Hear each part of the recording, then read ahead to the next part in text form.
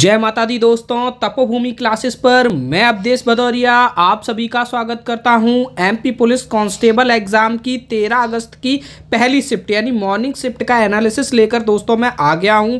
GK के पूरे 20 प्रश्न हमको मिल गए हैं और साइंस के 7 क्वेश्चन मिल गए हैं। इस वीडियो में इन पूरे 27 क्वेश्चन को डिस्कस करेंगे। उसके पहले बता दें दोस्तों कि आज हमको 5 लोगों ने प्रश्न भेजे हैं। विनीत जी जो कि रीवा से हैं, अमित यादव जी छात्रव भारत, बालकृष्ण राठौर जी जो कि मैगांव से हैं, प्रिंस जी रीवा से, कुलदीप यादव जी रीवा से, पंकज जी मंदसौर से। ठीक है, तो और आज के पेपर का लेवल थोड़ा आसान था या फिर मैथ और रीजनिंग काफ़ी सरल थी और जिनका भी जीके और साइंस का पोर्शन अच्छा था उनके नंबर अच्छे आए। और आज इन 5 ही लोगों से मेरी बात हुई, ठीक है, जिन्होंने पेपर दिया था। अमित यादव जी ने प्रश्न हमें भेजे, बहुत सारे, सबसे ज़्यादा प्रश्न भेजे, लेकिन इन्होंने भी अन्य लोगों से एकत्रित किए थे तो इनका पेपर नहीं था।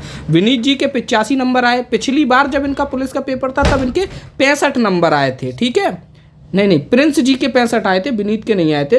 प्रिंस जी के 65 आए थे, इस बार 85 आए। विनीत जी से पता नहीं चला पिछली बार कितने थे, इस बार उनके 85 थे। बालकृष्ण राठौर जी मैगांव से, इनकी पिछली बार 70 नंबर थे, इस बार 79 थे। कुलदीप यादव जी के 81 नंबर आए, पंकज जी के 80 आए, यानी कि मुझे कोई 79 से कम वाला आज मिला ही नहीं। ठीक है, तो अगर आप लोगों के पास प्रश्न हो तो आप इस नंबर पे भेज दिया करें, जब भी आपका पेपर हो इस नंबर को जरूर सेव कर लें। ठीक है, और चैनल को सब्सक्राइब नहीं किया तो सब्सक्राइब जरूर कर लें। चलो बढ़ते हैं पहले प्रश्न पे। पहला प्रश्न है हमारा, किस मुगल बादशाह को रंगीला बादशाह कहा जाता है? तो देखिए इसका आंसर है आपका मोहब्बत शाह। ठीक है, मोहब्बत शाह को क्या है, रंगीला बादशाह कहा जाता है। ये वो 1719 से लेकर 1748 तक बादशाह रहा। अब जितने भी मुगल बादशाह रहे हैं उन सभी के बारे में आप पढ़ लो, थोड़ा थोड़ा पढ़ लो, क्योंकि अब उनसे प्रश्न पूछा जाएगा। सोनल मानसिंह किस शास्त्रीय नृत्य से जुड़ी हुई है? तो ये भरतनाट्यम से जुड़ी हैं। कल भी भरतनाट्यम की एक नृत्यिका का प्रश्न पूछा था और आज भी आया। 24वें चुनाव आयुक्त तो कौन है? तो ये सुशील चंद्रा है। ये करंट अफेयर्स का प्रश्न है। जितने भी लोग जो भी बड़ी बड़ी संस्थानों के प्रमुख हैं उनके नाम आप याद कर लीजिए। एक प्रश्न था कि निम्न में से क्या गुलाम बंद से संबंधित नहीं था, और 4 ऑप्शन दिए गए थे। ठीक है, उसमें कुतुबुद्दीन ऐबक से रिलेटेड, इल्तुतमिश से रिलेटेड कुछ ऑप्शन दिए गए थे, उनमें से क्या संबंधित नहीं था वो बताना था। ठीक है, एक आया था आपका जोहरा अ बायोग्राफी इन 4 एक्ट्स, ये किसने लिखी है? तो ये ऋतु मेनन ने लिखी है। और कल एक और बुक आई थी जो एस जयशंकर ने लिखी है, शायद, जो शाम की शिफ्ट में आई थी। ठीक है, तो डेली एक बुक का नाम तो आ ही रहा है। अगला एक प्रश्न था कि निम्न में से क्या मौर्य साम्राज्य के संबंध में गलत है? तो 4 ऑप्शन दिए गए थे, 3 सही थे, 1 गलत था, वो टिक करना था।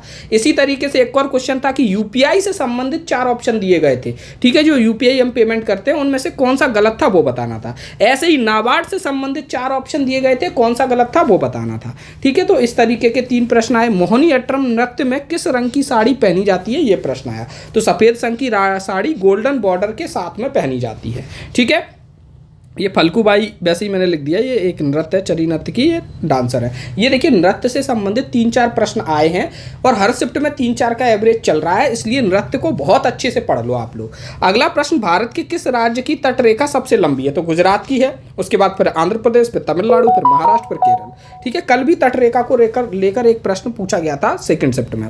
अगला प्रश्न है, ऐहोल शिलालेख निम्न में से किस शासक के साथ जुड़ा हुआ है? तो ऐहोल शिलालेख पुलकेशन द्वितीय के साथ जुड़ा हुआ है।